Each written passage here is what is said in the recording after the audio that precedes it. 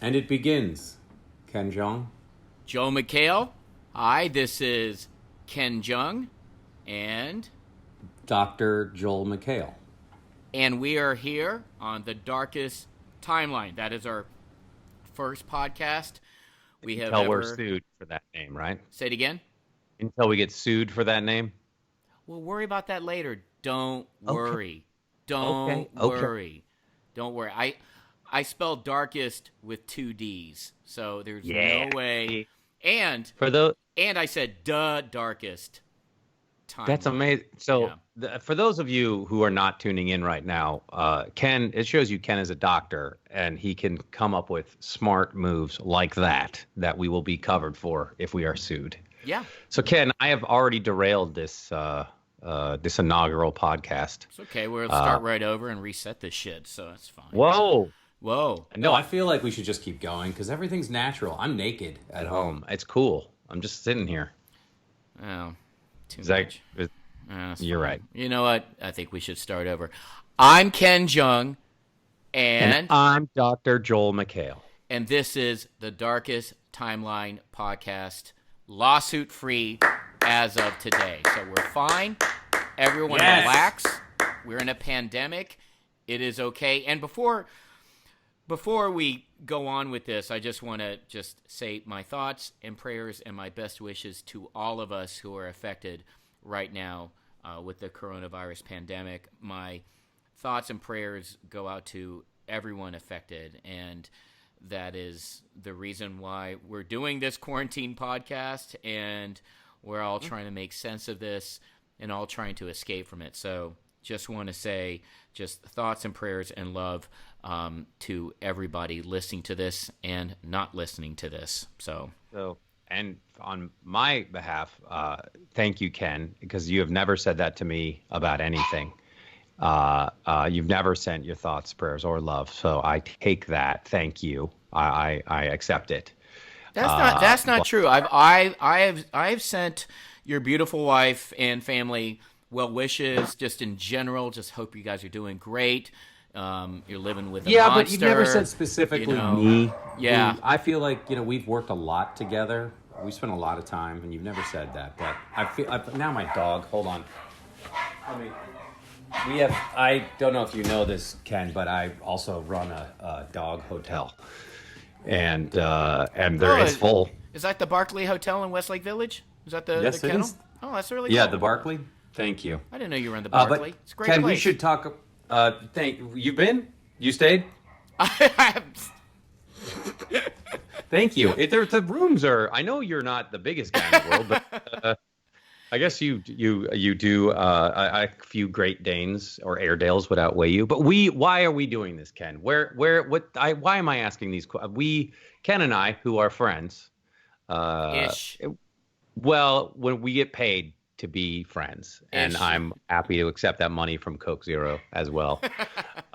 But Ken and I, during this horrific pandemic, we began chatting quite a bit, and Ken, I swear that I'm very sincere with Ken. It's hard for me to be sincere with really anyone, and so this is just a counseling session. No, and that Ken knows what he's talking about when it comes to doctory stuff. I think that is is that the medical term? Is that how the Greeks? Oh, that's a great term. That's about as legit as it sounds. Doctory stuff. Now, when you said legit, it sounded like legiz, and it was very slurred. No, it's very French. It's like legiz. Oh, legiz. Yeah, exactly. Oh, yeah. Okay. It's like getting a steak medium rare with avec le jus, Wow.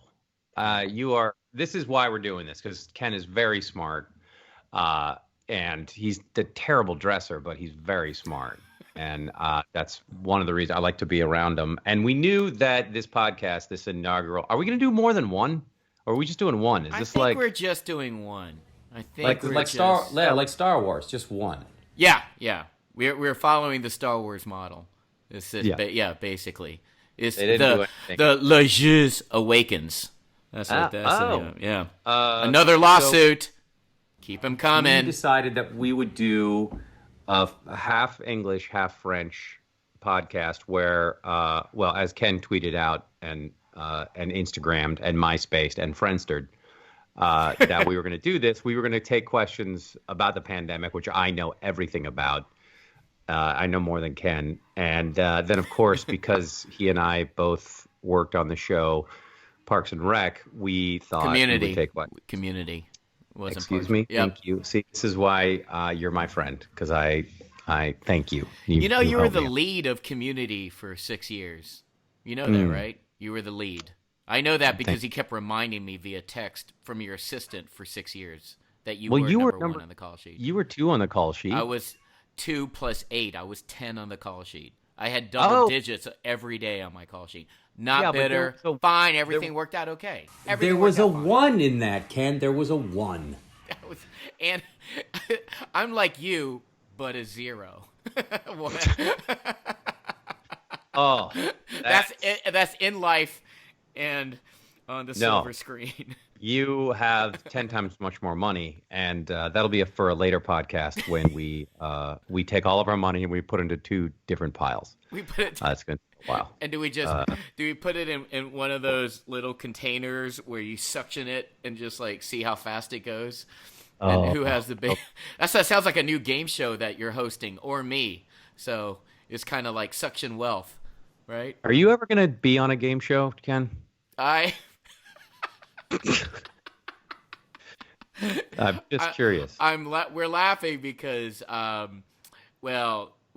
Joel has been on The Masked Singer. The biggest show on the planet. It's not a competition. Don't be gauche. We are number 1 in adults 18 to 49. We do average a 2.0, probably 7.78 million. But who's counting? It's just not a thing. I feel like you are counting when you say it that way. I was also in The Hangover. That was out at that time, one of the biggest comedies of all time. I don't know the numbers.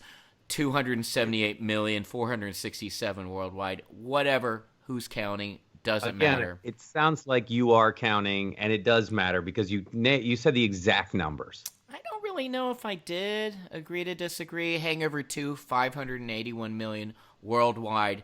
Kind of outdid the first one. But again, who's counting? It's fine. Right. Did you audition for Joker? I'm offer only, and they only tell me no. And the industry only tells me no. So I'm at that point in my career. But The Hangover is the biggest comedy of all time, right? It's not anymore. It's what movie? I don't know. The biggest comedy of all time? I forget. It's like again? 3 letters. I don't know, like Dat. Or no, I think it's Tad. I think it's Tad. I think that's the name. I don't think it's Tad. I think it's Ted. Anyway, it's about a Mark Wahlberg bear story. Wait, did you play Mark Wahlberg or the bear? Which one did you play? No, I'm way taller than him. I couldn't have played him. But, hey, Mark's a buddy. You heard it. I didn't say it, Mark. So you heard it there first. He's kick gonna definitely. He is gonna. Oh, he could break me in half like I was not. I wouldn't even say a toothpick. I'm gonna say it's like a row of atoms. He would break me so fast. That's fine. That's perfectly fine. But so Ken, to get back on track though, you were on Ted, the biggest grossing comedy of all time. And no, thank you for saying that. Thank you for saying that. Beat The Hangover. Look, and again, Ken, you played the unrealistic love interest of Mila Kunis. I don't know what that means because the interest that was unrealistic. That's what that means. I feel like I looked. I had some nice wardrobe in that, and she had to choose between. Which pasty white guy. So she definitely had a type. But she definitely had a type. But Ken, you're on The Masked Singer, and that's where we met. That's the show that you were on together for 6 years. We did it for 6 seasons in a mask. That's our mantra. Oh, that's so great. At the end of every single Community, they'd be like, "It was Terry Bradshaw the whole time." Pierce ripped his head off. Yeah, classic Dan Harmon writing. The unicorn is Dionne Warwick. I cannot believe we got Warwick for season 3. No, but Joel and I, for people who don't know, go ahead. Joel and I go way back. Now, God, like 11 years since we first met on Community, and it was truly, I dare say, it was one of the most special experiences, not only my career but my life. We have lifelong friendships off of that show. I really learned how to act. I really learned everything about comedy through Community. I always say if Hangover made me famous, Community actually made me a better actor, because I got to work with people like you, Jim Rash, Allison Brie, Danny Pudi, Gillian Jacobs. It's like Donald Glover, Yvette Nicole Brown. Who's that? Chevy Chase. It was just like everyone. And we worked with Dan Harmon, who not only is the smartest comedic writer I've ever met, but he probably one of the smartest people I've ever met, period. So I don't know, it's really because of that show that you and I and the whole Community gang, it's almost like this lifelong like fraternity, sorority of friends, which is really cool. So. When you say like it was this huge deal, like this really important thing that happened in your life, I would agree with you that it was important to you. And no, it was 2009, and I remember we met on that. It was your first scene, the Senior Chang episode. And I would agree with Ken that it definitely changed my life. And I knew when we were making it, I always thought, I don't know if I'll ever be on something this good. I knew it was good, and it's really weird because as a performer being in it, to talk about like, that was incredible. No, but it sounds so braggish and arrogant, and I've never sounded that way in my life. Never. But you're right in that lifelong friends. And when you put out the tweet, I looked at the comments and I was like, dear Lord, I cannot believe the response was tremendous. And then I was like, oh, right, this really was a special thing. And Dan was, I thank God for the day that I met Dan at Sony with the Russo brothers sitting next to him. That's insane. The Russo brothers who've gone on to direct, Captain America movies and the last two Avengers movies. So now they are. Yeah, and Yumi and Dupree. Let's not forget Yumi and Dupree. But no, it really, there's a lot of, and there's, even if I wasn't on the show, I am a huge fan of Community, and I do listen to, there's some fan podcasts out there that are really good, like 6 seasons in a podcast I've listened to where they've interviewed different writers and performers from the show. But a lot of people don't talk about what is our lives after Community. So I want to, and we'll go in order of height of you being the tallest. So right after Community, what did you do? Wow. At that point, I was still doing the soup at that point. Right. So I don't want you to think I didn't have money coming in, Ken, even though I asked to borrow a lot from you. It's just that I was spending a lot more than was coming in. I started reading stuff, and I had done a movie that summer or just right before, and it was just coming out, called Deliver Us from Evil. I know you all saw it. Thank you so much. And you were weren't you really? You were buffed. You were chiseled for that movie. Still buff and chiseled for this podcast, Ken. Come on. No, thank you. No, my character description said I was bigger than the lead, who was Eric Bana. Right. And Eric Bana is an enormous man. And so I ran to the gym and did sit-ups until I bled out of my eyes. But no. And so I did a show for CBS that was short-lived with Stephen Fry and Chris Mintz-Plasse. And then I did a few movies. I guest starred on this thing called Dr. Ken. And is that where everything ended for you? Is that where the phone stopped calling right after your guest appearance? It was just the quality of the offers changed. That's really what what changed. And then, you know what I realized as now we're for a few years away, but it's very difficult to find like a high quality show and actually book it and get it and then get into it. I know this sounds like a woe is me, but it really is. It's like baking a great cake where all the things have to come together at the right time, and even then it has to be cooked correctly and then has to rest and then get frosted. So it's just a whole like as Community came together, I remember it got picked up for its back end on the first season. It got the 13 more episodes, and people were like, "Congrats, you're gonna go!" And I remember this one reviewer said, "Well, congrats, and let's see if you still make it to your second season." And I was like, "Oh, right, that's right. It's just the back nine." It's still just because you get your back nine, which is exactly what happened at CBS with The Great Indoors. So, where we got, they're like, we're adding all these episodes, and so anyway, that's. And I have children, and Beautiful who are now kids. They were tiny kids when we started, and now their voices are changing. And my wife very nicely has continued to agree to be with me. But and we did just kind of reunited on The Masked Singer a couple of years ago. You just did it as a favor, and you really are like, I'm not just saying just for me, but it's just like the whole show just loves having you there because there's just so much.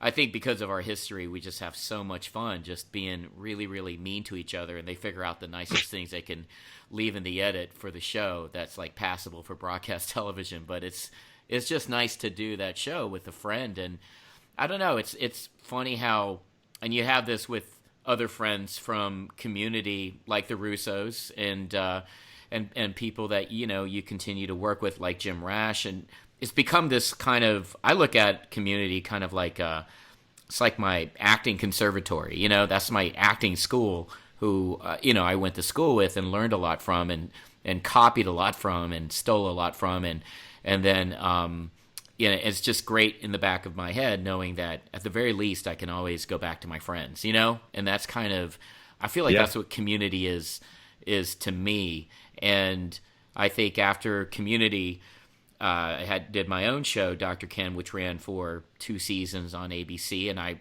got to write and exec produce that and really be behind the scenes.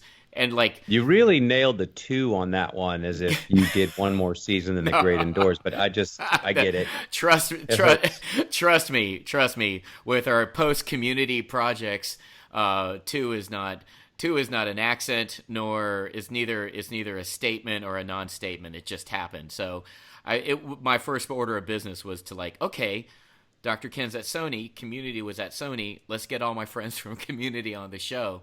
So I think literally after Community on my own show, I got to, and I think it's because of you. You were the first one I asked you first to be on the show, and then you said it sight unseen. And because you said it, I was convinced, okay, because Joel said yes, everyone else will agree to be on Dr. Ken because you said yeah, because you are our leader, and it was nice to have that. No, I mean you really are behind the scenes, kind of the leader of the group, and it was nice to have that. And I think almost everybody from Community got to be on the show in some shape or form. So and even on the finale of Dr. Ken, my character Ken Park gets on a Community type show, and on the series finale, Dan Harmon and Allison Brie guest starred playing themselves. So it was kind of a meta upon meta upon meta joke that so even on my own show, I ended it like on a Newhart-like ending where he was almost like on the set of the Bob Newhart show.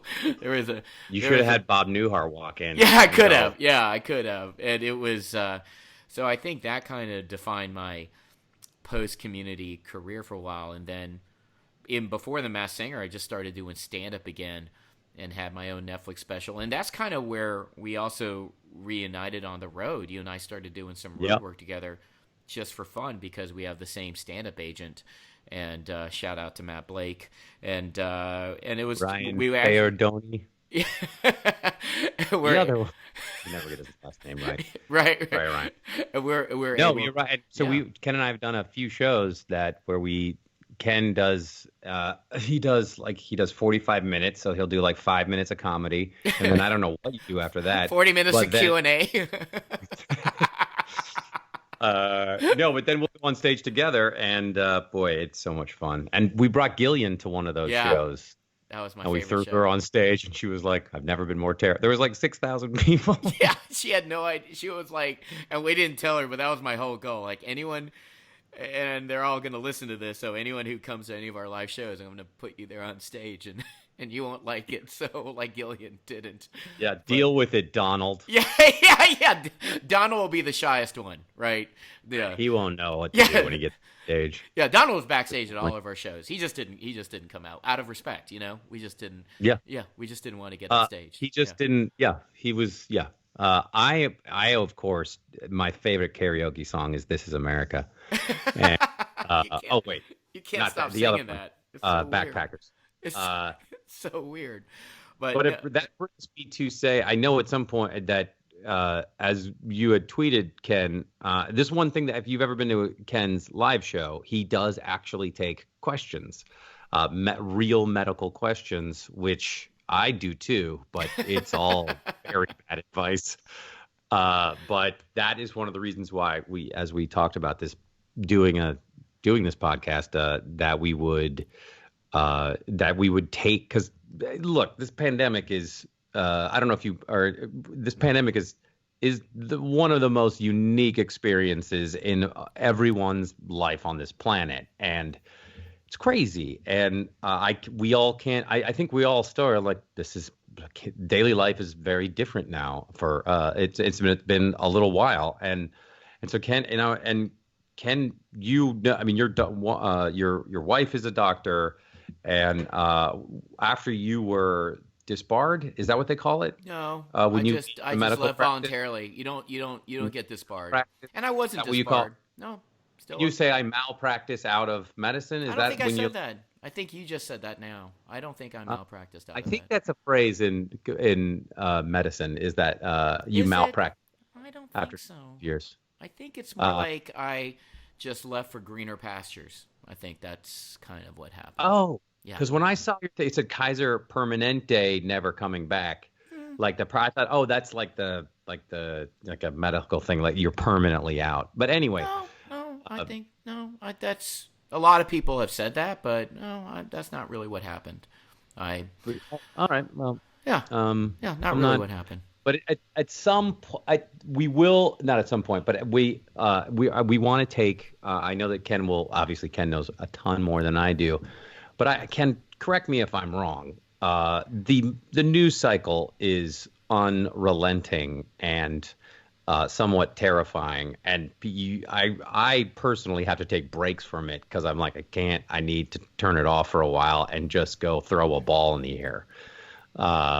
But I don't know how you feel about it. I know somewhat how you feel about it, but I think people hopefully will want to hear from someone like you, who is literally a actual doctor, and you also are able to say stuff in a way that is less, I don't know, terrifying.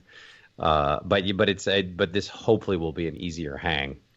I mean, yeah, I really think the only thing terrifying coming out of me is my comedy. But in terms of in terms of what's going on right now, anyone listening right now, and I've already put this on my social media, anyone who has any questions in general about coronavirus, go to the CDC website. That's the Centers for Disease Control and Prevention, and look up coronavirus disease 2019 or COVID-19. And that website is the most reliable source of information, and it changes and it evolves, much like the situation right now. So regardless of anything that I'm about to say, at the end of the day, go to cdc.gov and look up COVID-19, because that's the most important source. If you're worried about having coronavirus, they actually have a coronavirus self-checker feature on that website, and it really is a reliable site, and it's very complete, and I cannot emphasize that more. I think, but off of what you're saying right now, as we're, taping this, yes, I mean, right now we are being very hard hit. No one is ever perfectly prepared for a pandemic. The last pandemic was a century ago. So, this is something that no one can be fully prepared for. And kind of the biggest issue right now for healthcare providers are PPEs, like personal protective equipment, such as masks and protective gowns.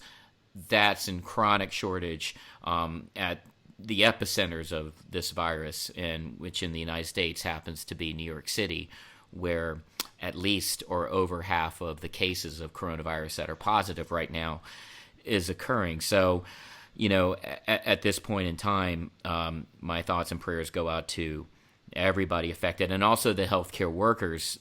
This is basically from a former healthcare provider. This is our war, and off of what you're saying, feeling triggered or feeling anxiety.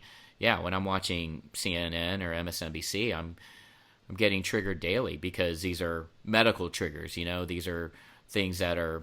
It's funny. Ever since all production shut down, my wife has even told me, she's like, you haven't even talked about your career once. You haven't even talked about showbiz once. Which mentioned why I wasn't crying, and it was really about. It was really about. We should talk about your career now. Now, should we? Well, I was kind of on a roll. It was a roll, but yeah. At some point we need to talk all about Steve. I just want to talk about what happened. Great movie. I got to meet Sandra Bullock out of it. I got to meet Bradley Cooper out of it. Two A-listers. And one was at the time. Oh, I was? Thank you, Joel. I don't consider I consider myself more of a humble character actor, but yeah, I could be Sandy more. I've never really? met her, but I call her Sandy. Oh, really? Are you close friends where you call her Sandy now? No, never met her. No, just like to call her Sandy. Sandra is a friend, so Sandy, if you're listening, Sandra Bullock? Yeah. Did you text? How come you never texted her to be on the show on Community? On Community? Yeah. Oh wow, we're out of time. Okay, we're moving along. That's Next not how question. these wow. work. Anyway. Oh wow. This is not, I didn't realize we're out of time on that. Dang it!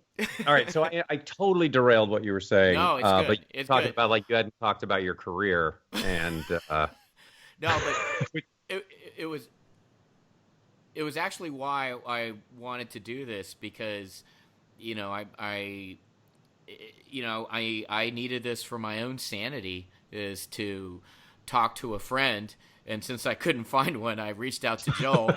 And then I wanted to, is there anything else we can talk about, in addition to coronavirus? And then, I don't know, you and I just kind of organically started, why don't we do a podcast? And why don't we, it doesn't have to be about Community, although that's the thing that we're most associated with together. Yeah. It could be. And people are going to ask about it. And people are obviously going to ask about it. And I'm totally fine with that. But I think at the end of the day, I'm really kind of just doing this for me to kind of have an escape, just from reality. So yesterday on Twitter, we were thinking, what if we just do kind of an Ask Joel and Ken Anything question kind of episode and have it under the hashtag Darkest Timeline.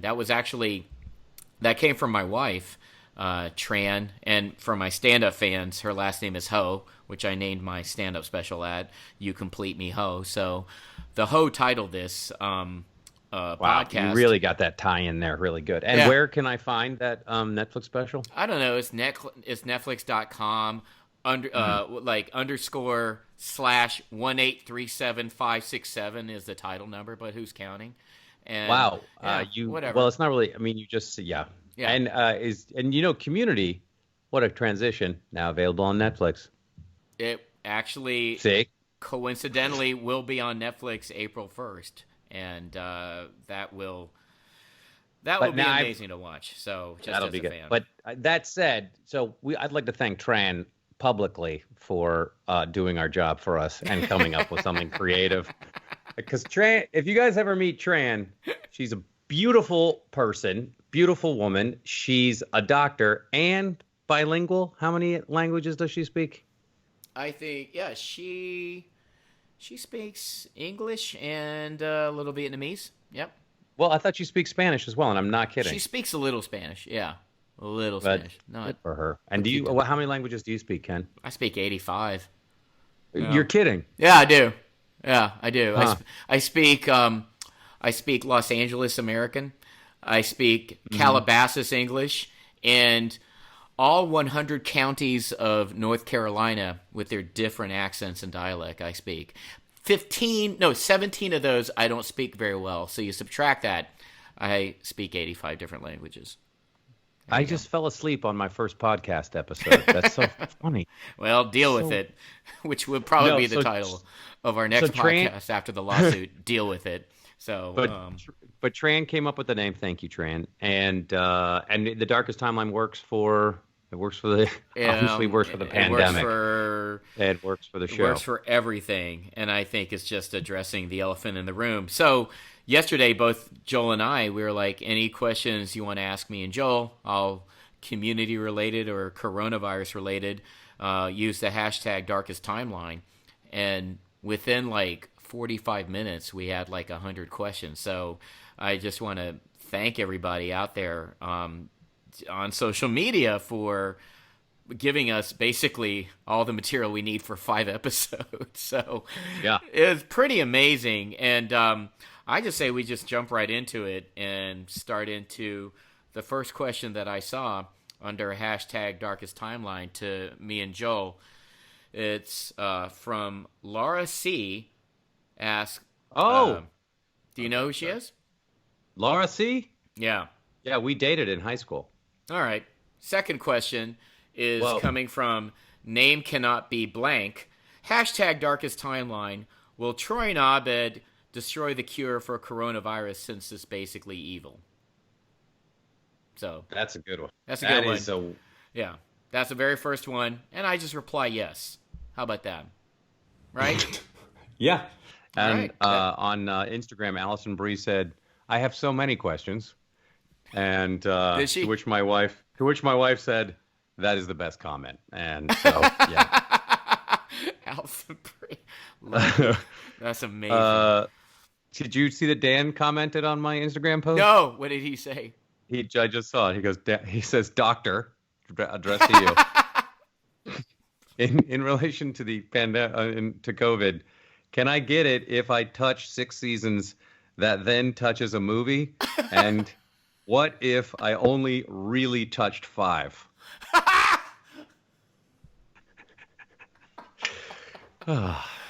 Dan Harmon is my hero. It's so and for those of you that don't know, the 4th season of Community was without Dan Harmon. So. And it was affectionately called the gas leak year. And actually, I think that opens up kind of something I don't know you and I ever really talked about publicly about the 4th season. What did you think about the 4th season of Community? Just putting you on the spot right there, big guy. You really are. It was it was my favorite season of Joni Loves Chachi.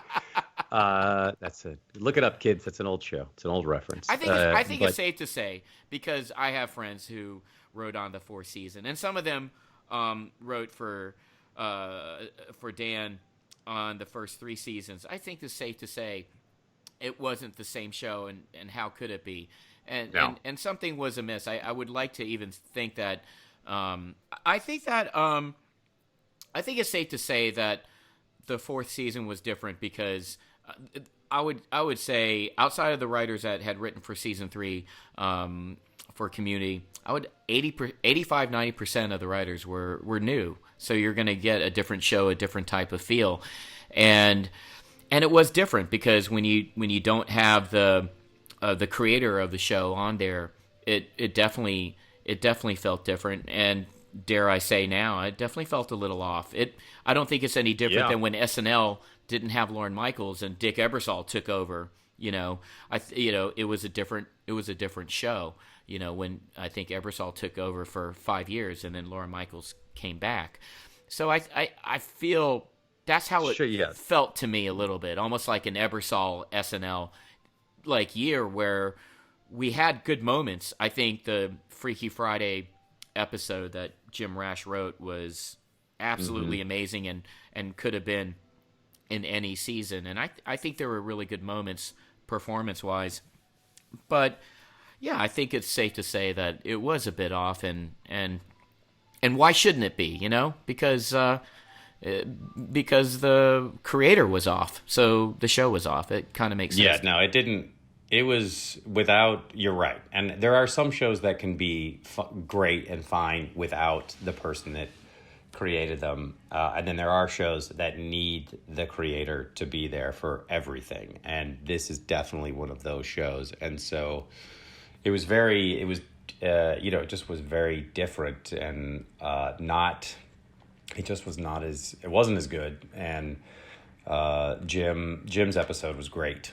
And thank God for writing that. And of course, I think Megan Gantz, she was there for that season, and she was remarkable. She was she really was. She was a savior in many ways, because she really was a connective tissue that I always felt like she kept kind of the spirit of the first three alive. And I thought I think without her, it would have been. Yeah, definitely would have been. I would have been even more off. I think that's safe to say. And everybody, who was on that show, behind the scenes, they've all moved on to bigger pastures. They've written for the Goldbergs, and some of them are really good friends of mine. So it's it really. What do you? No, Modern Family. Yeah, Modern Family. Yeah, exactly. And now she's running for a new show, and then I think. Some people went to The Simpsons, I believe. I mean, it's pretty cool, the stuff that they've gone on to. I mean, just to say you're a writer on Community, that's automatically right there. You're going to be working for a long time. So yeah, and it's too bad for Dan, because that Rick and Morty sure didn't work out. and this is something I want to say, because I don't think you'll ever publicly take credit for it. But at the end of season 4. We all knew that the show was a bit off, and it needed fixing. And I give you all the credit in the world, because you reached out to me. I can only say what was said to me, and that was you reaching out to me saying, hey, we got to get Dan back, and I will do everything in my power to get him back. Are you in? And without hesitating, I was like, yeah, please. And you basically went around to everybody in the cast and asking, are you in? Are we all in agreement? And we all were. And you did the impossible, which was bring Dan back. And that to me is unheard of. And I don't think that's ever been done in television before under the circumstances that Dan left. And to be brought back, that was 100% you. And it really felt like a rebirth and in fact, the first episode of season 5 was like a repilot. And I still remember that table read, just reading Dan's draft. It was just a slice of heaven. You just, wow, the show is back. And you could just tell there was a lyrical flow that you could tell, like the music was back. And I think, and because of, Well, I never told you this, Ken, but I said when I was trying to get Dan back, and I said, well, would you take Ken for Dan? Yeah, you did. I heard that. We do a swap, like a hostage swap. I'll give you Ken if you give me Dan. I did hear that from a couple of people. Then someone said, you don't have to do that. And I went, okay, yeah, never mind. But I never told you that at one point I was going to swap you and a couple of minor characters, much like the NFL. It was an NFL draft. I heard you trying to trade me. You're trying to trade me to Modern Family. That's what I heard. It wasn't Modern Family. I heard it was. But I heard you wanted me to be the baby in Modern Family. Okay. The adopted Asian baby on Modern Family. I heard you were pulling. I thought it was going to be. I thought you would love that because you're a big fan of. You're making hard decisions at that time. Did I hate you for that? Yes. Did I not talk to you for 2 seasons after that, yes. I'm over that now. It's 7 years later. It is what it is. We got to move on. But no, there is some lingering tension there, and no, I get it. I get it. I think that's the tension that makes us even closer. Yeah. That at one point I completely tried to betray you. You literally, you're like Danny Ainge of the Celtics saying that, hey, you're safe on this team, Ken. We'll keep you on. And I'm literally the chess piece that you're trying. I'm literally the first chess piece that you actively try to move. And even called Tran and said, my wife, don't tell Ken, but I'm trying to trade him to Modern Family. And Tran said, and I quote, will Ken get paid more on Modern Family? And you, not knowing anything, you lied and said, sure. And Tran said, yep. Do it. It's fine. Yeah, because she's just into money. Because we know really that is. Tran. She's all about the money. I tell you, just the money. But I forgot. She forces me to go to casinos to make money for her. Yeah. That's weird. And then she makes you gamble afterwards. Yeah. And go make more. I know. It's weird like that. Yeah. But I forgot about that first table read back, and I remember thinking it was like the oxygen had been restored, and I was like, oh, thank God. I don't care. And I thought, I don't care how much longer we get to do this. I'm just so glad we're back. I mean, I wish we could do it for 20 years, but I was so happy with that was I can look back on. I forgot about. I mean, I can look back. It's like when the Seahawks won the Super Bowl, I had such an unnatural level of joy that I was like, I believe that I'm hovering above the ground. But I was so happy when everyone, because it was such a great effort, and the fact that Dan was willing to come back, it just, I was so happy. And that's why we went on to win. We all won Emmys for that, and we won Best Comedy for the Emmys. Oh, I'm just fact checking there, Joe. Looked like we won no Emmys. I'm just fact checking. Are you sure? I'm going to go back to my fact check too. All right. Okay. It says no Emmys, but what I thought was that we won a lot of Emmys. Wouldn't I be a good lawyer? Yeah. See, this is why we're really taking a lot of questions. It's fine. I know. It's fine. We're going to edit a lot. No, it's our first one. It's our first one. It's our first one. We're figuring out our sea legs. It's all good. And I want people to know that if we continue to do this, Ken and I made a promise that we are going to double the length of any Joe Rogan podcast. Double the length. It's like double the length, half the substance or value. That's like, it takes 2 celebrities to equal half a Rogan. Shout out to Joe. Well, no. Whenever I hear people say, and this is a separate, when I hear people go, attention spans, they're so short now. Kids don't pay attention to anything. People don't. I was like, podcasts are 2 and 3 and 4 hours long, and the most popular podcast on the planet is an average of 3 hours long. So what are we talking about? Well, we're talking about we're an hour into it. I've only read one question. Oh. All right, you read another question. I'll read another one. I'll read one. Okay. At Better Call Tyler asks, what was the first scene you all filmed together? And do you have any highlights from that day? So that must have been the pilot. So what was the first scene of the pilot? I wasn't in the pilot because I wasn't asked. But enough about me. Well, what was the first scene? I was going to say that was my favorite part of the pilot is that there was no Ken Jeong. Yeah, there's no Ken Jeong attached. So what was the first scene in the pilot that you did? Gillian will know and Danny will know because my memory's terrible because I've been doing methamphetamine. No, because I believe. All right, I think the first thing we ever shot was around the study table.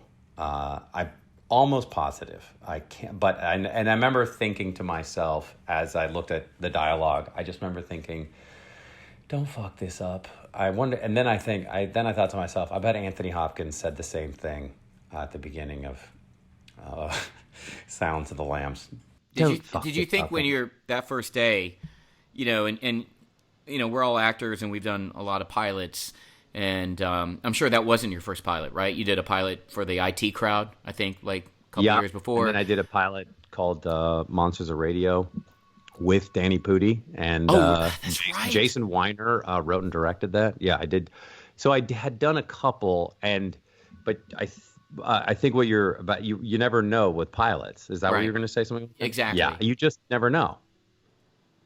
And after filming it that week, did you think we got a shot to have this picked up to series? Were you like feeling confident, or as an actor, this is what I do at least. I'm like, you know what? I don't want to think about it anymore. We'll see what happens. I, that's a really good question. I just remember thinking, I know this script is so good, and I know the cast is so funny, and I hope they don't add anybody else to the cast. Just keep the cast exactly it is in the pilot. Do not add stunt casting. any other teachers. Don't add anybody else, because this is magic. So did that optimism end when I showed up on set for that, when you got picked up the series? You're like, oh my God, gimmick. I was like, is that why you yelled gimmick during one of my scenes? I did. Okay. Full disclosure. Yes. But at one point, I kept telling you no. I had yelled limerick, and I didn't want to hurt your feelings because I didn't know you that well. But now that you're the most popular judge on any game show ever, I want to say that that's what I said. No, but no, I don't. Again, because I thought Monsters of the thing I did Monsters of Radio and the IT grad. I thought to myself, these are great. Yeah. And this early on, and neither of them went. But then that's when I started to learn: just go in, do the best you can, and hope for the best after. But do not plan on anything. And who was it?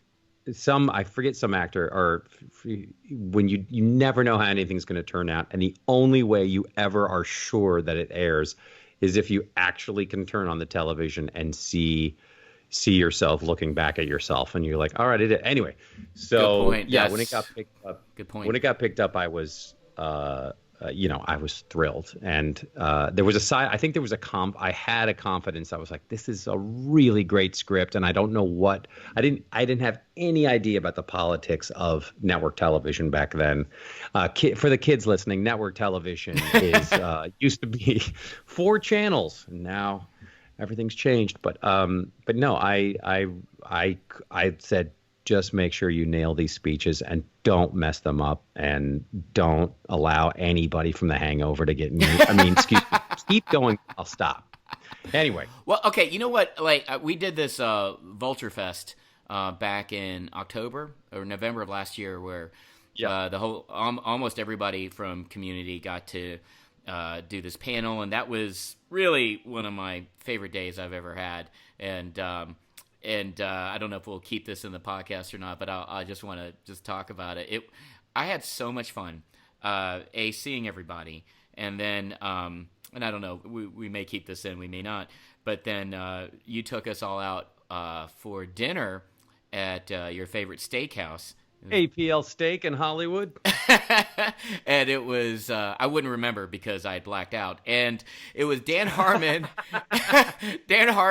Chris McKenna, and the cast who was there. It was you, me, Jim Rash, Danny Pudi, Gillian Jacobs, Yvette Nicole Brown, and I think Allison was there during the day. But you, as a surprise, you got Donald Glover to come to the dinner. He wasn't at the panel, but you got him to come to the dinner. And honestly, man, that is just one of my happiest days outside of being with my family. And outside of doing this gig at this one casino where I didn't get booed, that was probably the happiest day of in recent memory. And I've never just kind of like, when they say like you drink a lot just to celebrate, just for pure joy. And it was really one of my favorite. I would want to call it a memory, but I don't remember everything. I don't remember anything after Donald came. And it was so much fun. And I think I can say it publicly because I think Dan brought it up. So I think Dan brought it up on his show, on his podcast or an interview. And I mean, that was just me texting him going like, we're going to go for steaks. You want to come? And then he was like, I'm on my way. You're a miracle worker. You're a miracle. You brought Dan back and you brought Donald back. That was kind of the coolest thing ever, and that was so much fun. but I literally have no memory of me talking to anybody. Well, you had a very good time. I had the best time. And I had a good. I mean, ever. I felt pretty bad physically the Yeah. next day because I had a very good time. I think I texted just everybody a photo of me passed out on my bed, and Tran is like taking a photo, going, "What the fuck is going on right now?" And I think I texted it to all you guys. So I knew it was quite a night because Yvette was lying on a couch in this restaurant in this kind of private room, and Yvette was lying on a couch. I was like, man, I think Yvette's almost had 2 glasses of champagne, and she's already finished. But you know what? I think that's the same with me. I think both me and Yvette had the same amount of alcohol. Like, no, just so it doesn't take for those of you listening, Ken had half a Bud Light, and it sent him off. I think I had 2 Heineken 0.0s, like, the alcohol free. And no, and I'm just seeing all the people around the table. I literally got choked up just seeing people talk to each other again, and us being all back together. I forget how many times we all sat around the study table and we all did all of that. I mean, I was like, oh, right. These people I spent so many hours with and love them so dearly. And I was like, oh, you realize that time comes to an end and then you move on. But then when you get that moment back again that you think will not happen, then it's so lovely. Wow, I just had a real moment here on this first podcast. Man. I think we're kind of trying to figure out what this is all about, and maybe, I think at some point we'll talk about the coronavirus. Yeah, I mean, but also it's funny. Like on Twitter, some people are like, well, I don't. Please don't answer any COVID questions because I can get that from other sources. We need an escape. They're like, let's talk about community. So I think you're servicing.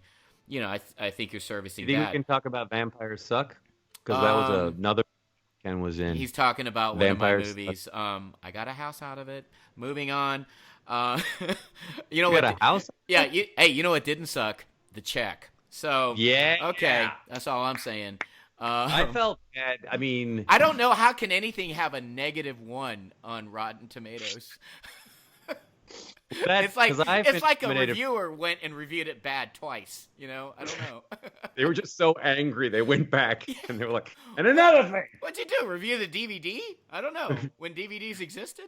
So, was that your Razzie nomination? That was my Razzie year. I got my Razzie year was, I believe it was All About Steve, Vampire Suck. I believe that was, because when you're a Razzie nominee, I hate to name drop myself, but when you're a Razzie nominee, you get nominated for all the movies that came out that year. It's just like you had a bad year, Oh, so because I'm only bringing that up because I was nominated for a Razzie. Oh, I didn't know that. I did. Well, that be what?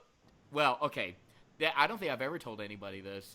I didn't know anything about the Razzies, and when I got nominated, it was I think like 9-10 years ago. I actually texted you. Probably won't remember this. I said, I got nominated for this thing called the Razzies, and this is kind of bumming me out. And then you said, who else are the nominees?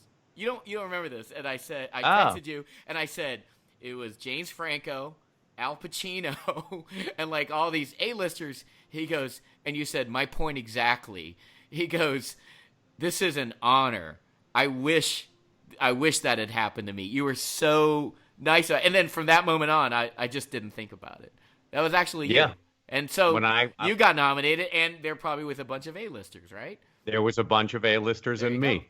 There you go. And so we're a good company. No, believe me. And I asked my publicist, and I was like, I kind of feel bad, but at the same time, I feel pretty good. Right. They were like, yeah, no, you should. It's an honor. And it's actually an honor.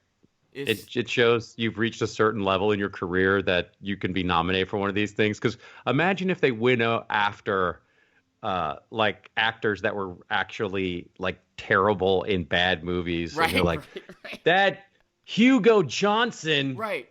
In like Spy Aliens, he was terrible, and he was like, yeah, it wouldn't make any sense. And Hugo Johnson's like, hey guys, I just got Taft-Hartley'd in my SAG-AFTRA or whatever. He's like, man, right? Back to the soup plantation, not even the soup. So it's kind of like, I don't know, Soup plantation. Yeah, back to the soup plantation. Is it still around, soup I plantation? think it's gone. When I first moved out to LA, one of the first joints I hit was a soup plantation. I was like, I never went. That's had to be where the COVID started, right? no, It just doesn't seem I don't sanitary. I don't I don't think it started on the soup plantation. No, you're But probably right. No, actually, I want to ask you. I gotta ask you one thing. Here's a question from Siobhan at hashtag support Supergirl. Do you think Jeff and Annie are finally a couple? And if they get married, will Chang officiate? So, oh, what do you think about Jeff and Annie on Community? What was your feeling about all? Because Jeff was kind of the only. That's Joel McHale's character was the only character that you had a bunch of romances. Chang had two. One with his wife, and another one was a charred mannequin leg. So those are my. well, let's not forget. Let's not forget the during the zombie episode when your character possibly impregnated Shirley. Yeah, Uh, I think that was. I think the greatest thing that's ever happened. I call that. I think Yvette would agree with me. I think we would still call that 2.5 arcs. I think maybe me and the mannequin. I think Senora Chang and the mannequin leg probably literally had more legs than the Chang Shirley arc of season 2. When your character was in love with a charred mannequin leg, I just remember those are the times when I would be reading it and I would close my eyes and I was like, thank God for this show. This show is so wonderfully different. Because there's no other show.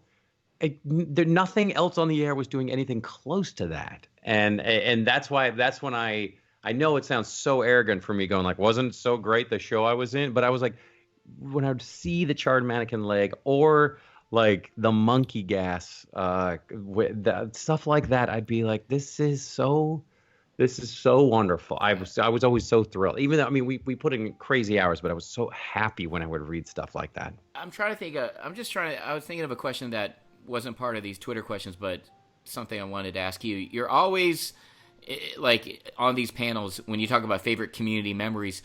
You're always talking about someone else or another character, which is mighty unselfish of you, and that's why kind of everyone loves you. But what are your favorite? Personally, selfishly, what are your favorite Jeff Winger moments? How dare you? I don't think anyone's ever. I don't think you've ever been asked that on any of these things. What are your favorite Winger moments? I have a couple, but I'll let you go first. Boy, I did. Boy, oh man, I don't know. I'm trying to think of one like, oh yeah, that was. I'll tell you mine then.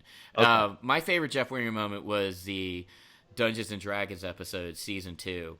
I think that was when Pierce and I are yelling at each other, and then the whole thing with Fat Neil, and you were really kind of the moral compass, but then it turned out you're the person that had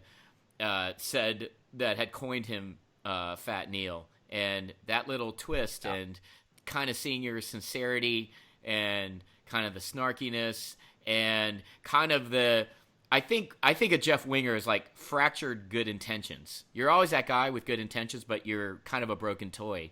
And I felt like that episode brought out your best, maybe your best performance of the series. I just rewatched it again with my kids. And by the way, my kids are huge Community fans. So just the fact that I'm doing this with you.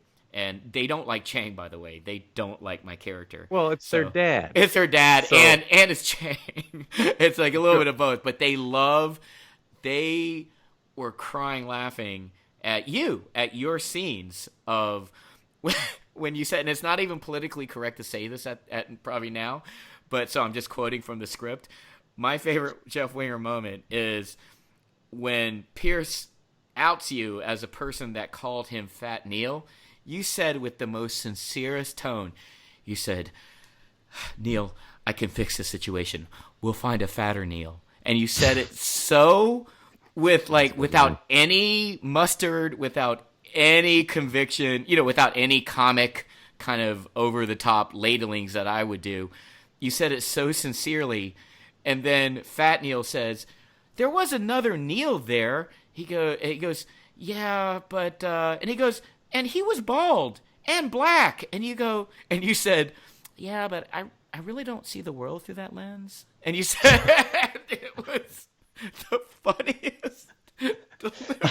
I had to high road him. Dude, you high roaded him so sincerely. Horrible. And I honestly think that holds up funnier than any jokes of that episode. You know, the fact that came out of nowhere, and that is all performance based, and that was really like me and Zoe, one of my daughters, who is the biggest Community fan of the family. We had to rewatch just that moment of that scene, and just to get another laugh out of it. God so bless you. Well, it's very hard for me to listen to compliments, and so I had that muted the entire time because I have but in that episode, one of my favorite moments. So, well, thank you for saying those things, Ken, and I'll pay you later your rate. But the moment and when we'll cut this out of the podcast, so don't worry. Well, when I pull Pierce, when my character pulls Pierce out of the study room during Dungeons and Dragons because he's being such a jerk, and we begin screaming at each other, that little dialogue conversation, including the part where Chevy screams out, "I can still get erections," and I just go, "What?" That scene was so fun and good, and Chevy. That was probably Chevy, in my book, Chevy's best episode, one of his best. He should have gotten an Emmy for that one. But yeah, I loved that dialogue. And then you as the Black Drow, dear Lord. Yeah. Think about like starting an episode of television with like that. It's incredible. Yeah. There is a lot of, it makes me want to watch all the paintball episodes again, and I mean someone actually just wrote, I think Christina wrote, just rewatch all the paintball episodes and want to know how much you guys played on the set versus filming for the episode. That's interesting.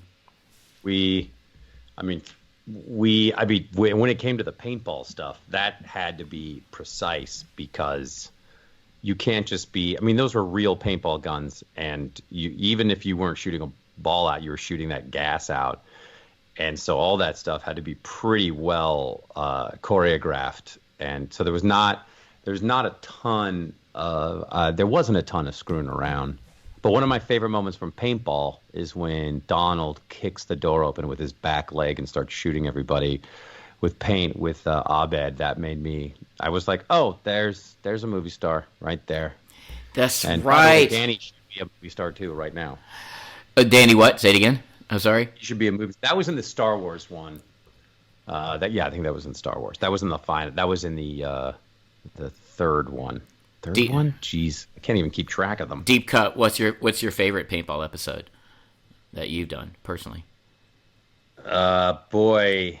Because you had season 1, you had Modern Warfare, then you had Fistful of Paintballs Part 1 and Part 2, and then you had I guess the Yahoo paintball. Yeah.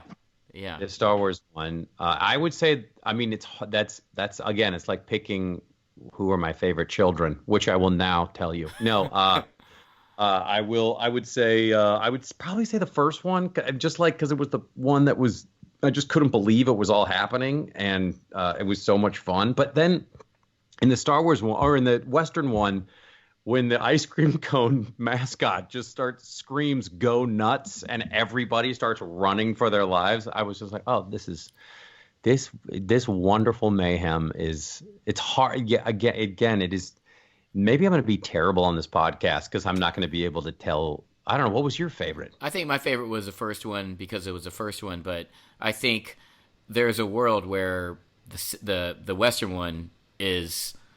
It really holds up, you know. It really is 1 and 1A for me. That first one and the Western one, it was so well done, and the first one was great because it was really the episode where Jeff and Britta hook up, you know. And the second one, and the Western one was really about Annie and her relationship with Pierce, and it was about kind of voting off Pierce out of the group, and how Annie was the only one that kind of defended her, So what I love about Community in general is that, it gets unfairly labeled as this is a homage episode. These are past, like a mosaic of homages put in live form, and it really isn't. It really is good old-fashioned storytelling, against a paintball backdrop or against a D&D backdrop. So it really is about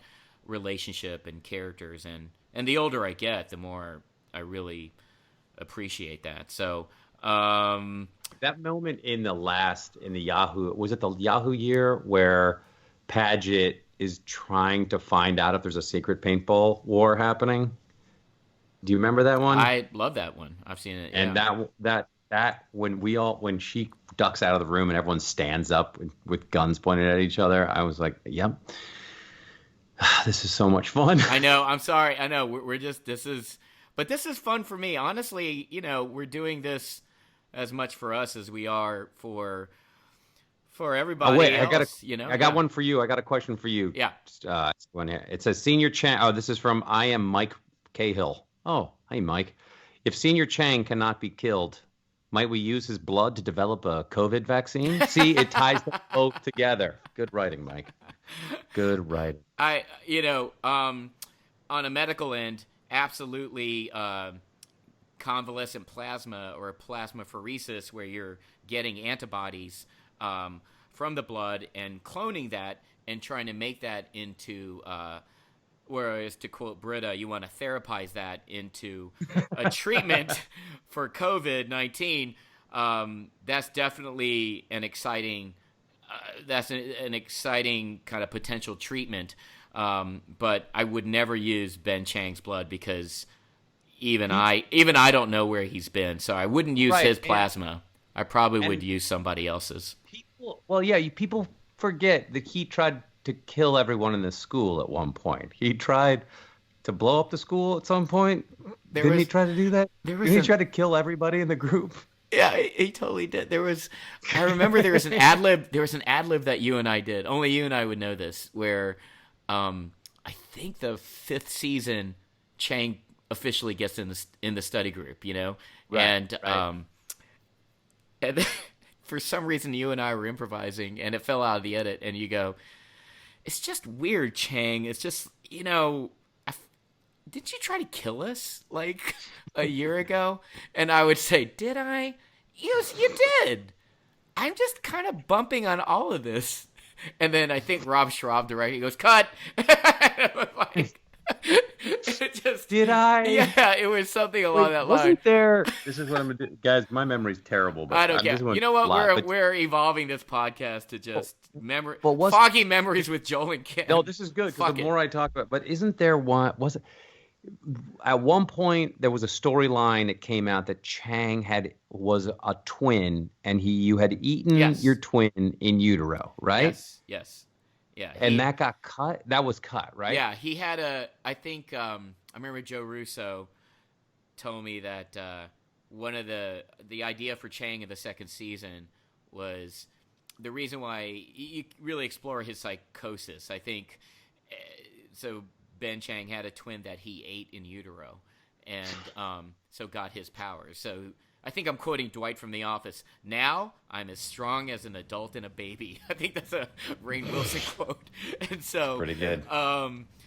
So I remember for the season 2 premiere episode, they had reshot the Gollum ending. Do you remember that Chang was Gollum? I think during one of the tags of season 2, episode I remember 1. that. Yeah, and an alternate ending that I think everyone preferred for storyline reasons was me just kind of staring directly at the camera with the kind of the El Tigre paintball Chang theme that was the music that was playing in season 1, and I shot something where I'm looking straight down the barrel, and it's just, and I think Joe told me, just think about you eating your twin in utero. And it was just a psychotic stare into into the camera. Oh, and so we shot a whole variety of like options, I think, for that episode. And we would come back, weeks later and shoot options so they would have it. So that was fascinating. And that's a fascinating to kind of see how TV works, on a grand scale. But man, I remember because I've seen that. Oh, go ahead. No, it's just crazy that, I really thought we would just read these questions and this would be a simple. I was telling you over the phone last night, this would be such an easy gig. We just read #darkest timeline and then we just go move on, and we have all these deep dives, man. That is just a lot of fun, Yeah, I haven't. It's funny when you say stuff that a couple of things. I was like, oh, I haven't thought about that since the day. Yeah.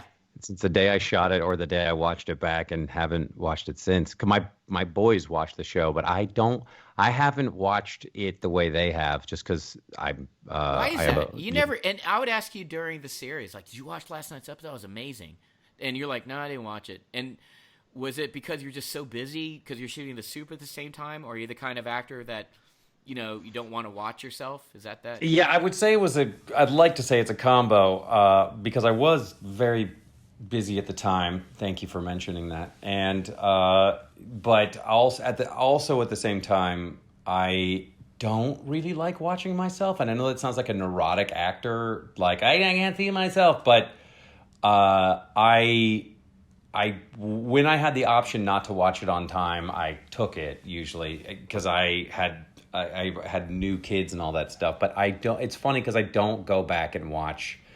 Like there's movies I've been in that I've never seen, and wow. I don't have this. I don't have the desire to go back and watch these. I don't know what it is. I sometimes it just sounds like I'm insane, and I don't. And so please forgive me, my own brain. But I guess I do. It's not like it's cringe. I just I choose not to.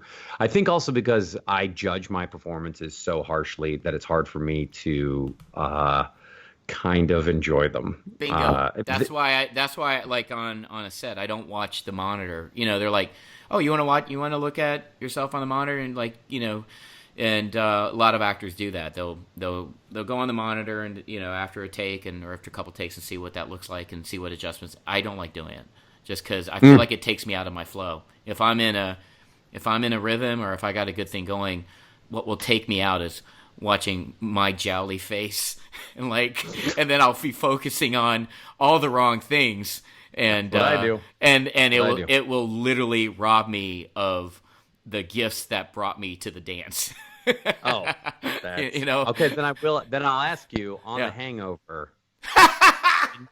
When you jumped out of the car with fully nude, did you watch that back? No, I didn't. It was not on set. I mean, I know you've seen it, but not on set. They didn't. No, Todd, come see this. No, what happened was, and I've talked about this before, maybe not in such detail, and I don't think I've ever talked to you about it, but when during The Hangover, Tran was getting chemotherapy for her breast cancer, and so I almost didn't take the part of The Hangover because and by the way, she is 12 years cancer-free, so she's doing great right now, but during that time, I just quit my medical job. Our twin girls were 1 at the time, and doing anything outside of LA and Hangover, we shot most of it in Vegas. That it wasn't even a thought.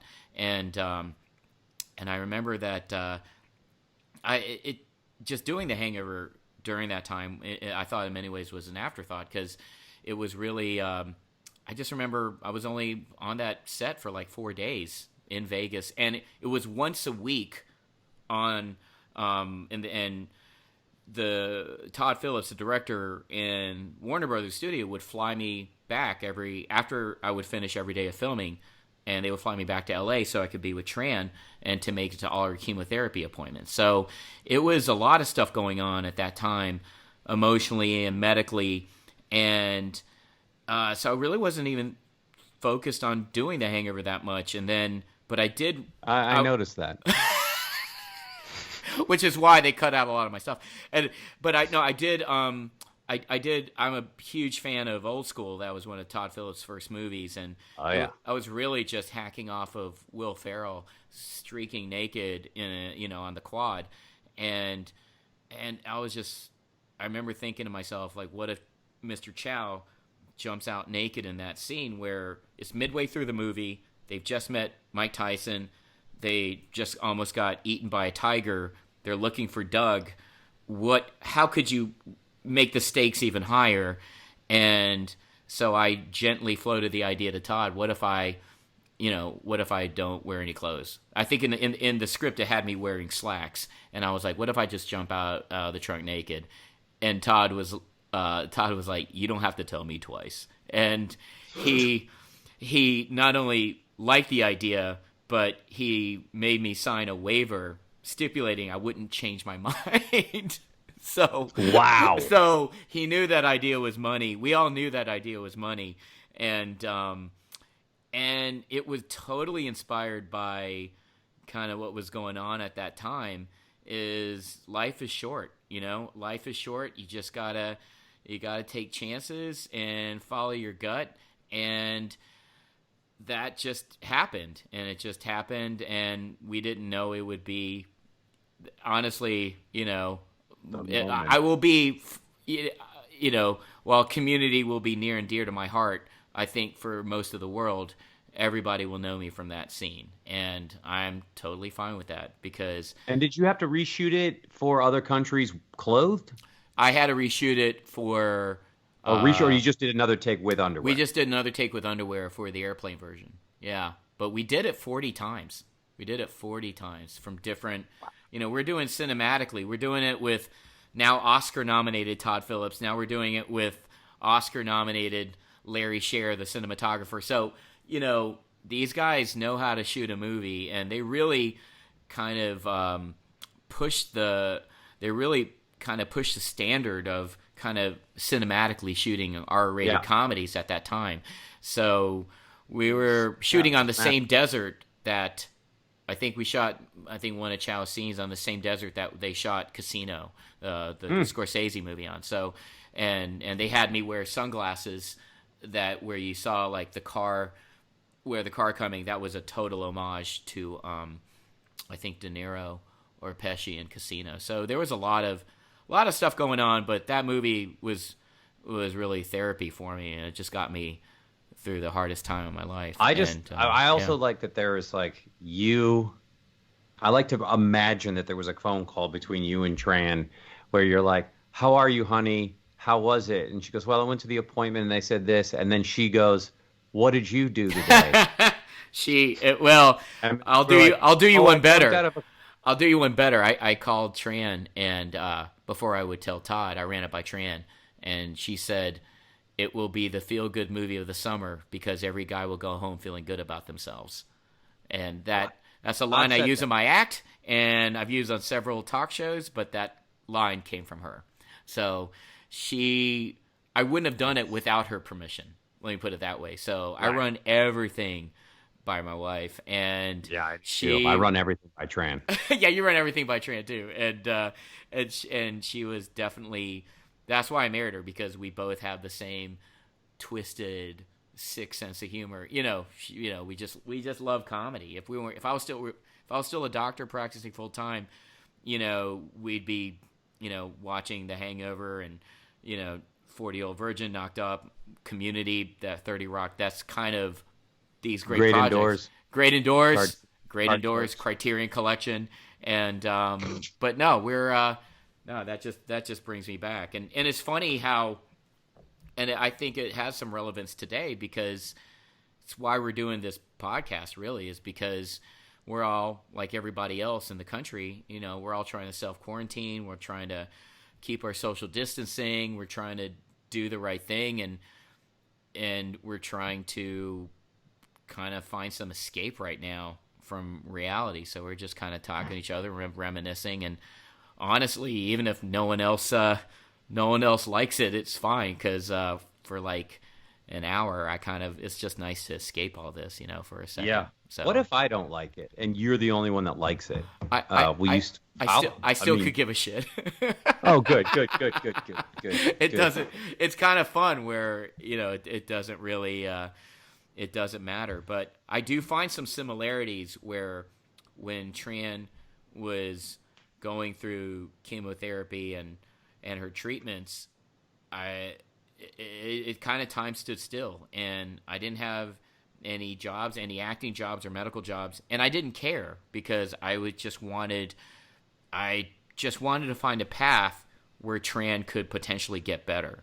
And I find myself referencing those moments right now, except it's not for Tran exclusively, it's for everybody. It's trying to find a path where potentially we can all get better. And number one, social distancing. Number two, self-check. Go on cdc.gov, self-check any symptoms that you're having. And every state has different laws and guidelines. And number three, just try to find ways to stay sane where you have to be hypervigilant but not insane. And like stupid podcasts like this can help, people who like the show or people who like what we've done, kind of escape from reality for just a nanosecond at least. Yeah. Now, so then this kind of, like, before we started, you said it was perfectly fine for me to lick railings. Does that contradict what you said just moments ago? I honestly feel I've second guessed myself, and I honestly feel you should not lick railings for the good of the podcast. I think it will undermine all of my credibility as a doctor 13 years removed. So right. I really think... I can't believe we've done only 3 fucking questions. It's all my fault. No, we've done an hour and 20 minutes, which I'm... Don't worry, only 10 are usable. It's fine. All right. Who do you think is the most underrated character from the show? I think the Dean is one of the most underrated characters of all TV. That's at James Schmeltz. Couldn't agree more. Yeah. Jim Rash, Oscar winner. Winner Jim Rash. Yeah, I mean, as people may or may not know this, but Jim came in as a guest star, basically. And Dan just thought he was so funny in the audition. And like Rumpelstiltskin, Jim, and I've said this about you many times, and I can't believe I'm about to compliment you, so please forgive me. But you guys are like Rumpelstiltskin in that there was just hay there before, just dried grass, and you guys turn it into gold, and you spin it, and all of a sudden where you're like, wait, there was no joke there, and now it's the funniest part of the whole thing, and that's why Jim eventually obviously became one of the most beloved dynamic characters the show could ever hope for. I say this all the time. I think Jim Rash... He's an asshole, though. I think Jim Rash is probably the funniest actor and the most complete comedic actor I've ever worked with, because having him on set in a scene is like having like an acting mentor on set. Like literally, I would ask him. There are some choices I didn't know where to go in a scene, and I would often ask Jim, like, what is the best way for Chang to do this? And Jim literally was my acting coach on Community, and so he taught me a lot. And I'm so dumb on table reads because we're reading them so fast. Sometimes I wouldn't get a joke that the writer smarter than me would write, and I wouldn't understand. And before we start the table read, I'm like, Jim, what does this joke mean, or how would you do this? And Jim would, and Jim literally, he taught me how to act. That's like, it's pretty. I mean, well, you know what? One time I went on a lip sync battle. I'm sure you've done it. When that was going with LL Cool J and Chrissy Teigen, and they said, just send a list. They said, we're going to send you a list of actors, and then you send your list, and we'll see what matches up. And I think I put everybody from Community. I put a bunch of people on the list, and then they were like, I'm sure you were on that list, Ken. At that point, you were still not allowed back in the country. But no, but they were like, "Hey, would you do?" And I looked at this list and I thought, the only people who I'm gonna, I was like, if they choose Jim, I don't know if I can win the lip sync battle.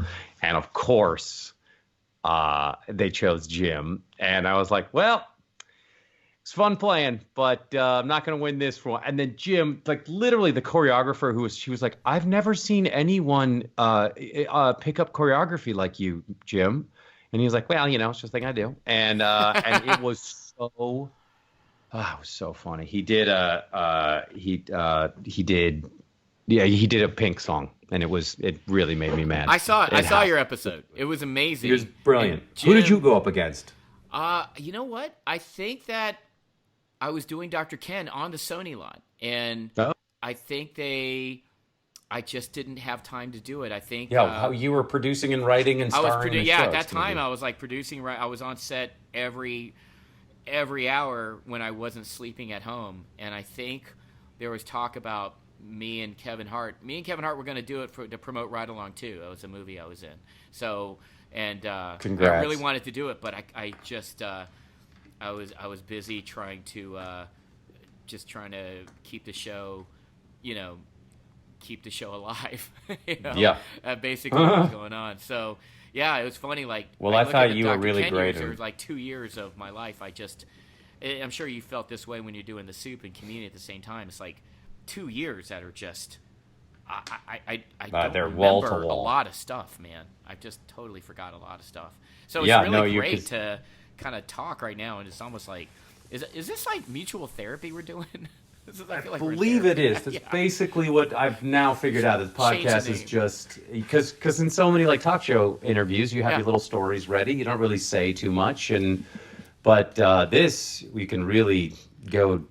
We're going to go deep, and I'm going to predict if we continue doing this, there's going to be tears. Yeah, there will be tears, and possibly a little, just like a pretty loud fart at some point. Well, I know who's crying right now. The listener, because we've gone 8 hours. So I think we will wrap it up right now. I think we will. Oh my gosh, the COVID viruses, they found the vaccine and everyone got it during this podcast. Oh my gosh. And I think I think we will get to these darkest timeline questions next episode, maybe. We'll get to what this show is. But I think that if anything, we're just trying to, I don't know, provide some sort of pillow or blanket for it away from the reality right now. So Look I think what you this did. is just nice just to talk to you. So this is kind of like how our phone calls are. We're kind of that is actually very true. We're very all over the place, and we're just trying to make sense. When we're on the phone, my wife knows we're on the phone. Yeah, because I will talk for an hour and a half, and B, she can hear. Well, I laugh a lot, but then she'll hear. She was like, "At one point, did you say that Ken was some kind of a hobbit?" And I'll be like, "Yeah, I think I did. I think he was trying to throw a ring into Mordor." Or Mount Doom or whatever it was. Tran will be like, oh, God, I know you're talking to Joel. It'll be an hour. All right, I'll watch Killing Eve myself, which is what she said last week. So, but yeah, okay. Is that on MSN? I mean, is that on HSN? Killing Eve? Yeah. No, it's Killing Eve. You watch... wait, is that on HSN? No. That's a drama. Killing Eve's a drama. Idiot. Jeez. That's the BBC America show that Sandra Oh and Jodie Comer on, that was written by Phoebe Waller-Bridge of Fleabag. That's won all these Emmys and BAFTAs and no Razzies. Okay. So I really need to catch up. We're binge watching it right now. It's kind of the best show right now ever. I just watch Forensic Files on HSN. Just endlessly watching Forensic. We should wrap up, right? Because this is an hour and a half. Yeah. Look at poor. Our producer Andrew right now is looking at us. He finally gave us the 2 thumbs up. And by the way, shout out to Bert Kreischer, who suggested that we do this podcast, because Andrew works on Kreischer's podcast, and Joel. And he's by far the most calm, and he's like the Data off of the Next Generation. He knows all the answers. He remains very calm. And I was like, oh, Andrew should be like a 4-star general in some army, so he can just go like, these men and women need to go there, you guys need to go there, and we will win. and everything will work. And so, you know, out of this podcast, the only thing that is going to be kept in is us talking about Andrew. So that's the only thing. He's giving us a thumbs up. But really, but till focus next on Andrew. but till next time, seriously, everybody, please be safe. Please, Wash wishing your hands. everybody safety, good health, social distance. Wash your hands. Please, Keep my everything hearts clean. and my hearts and Stay prayers with indoors. everybody right now at this time. And this is Ken Jeong and Joe McHale signing off on The Darkest Timeline. Anything you want to say? Thank you, Ken. You did fine. We'll edit this or not show it. All right. Bye, guys. All right, bye. See you next time.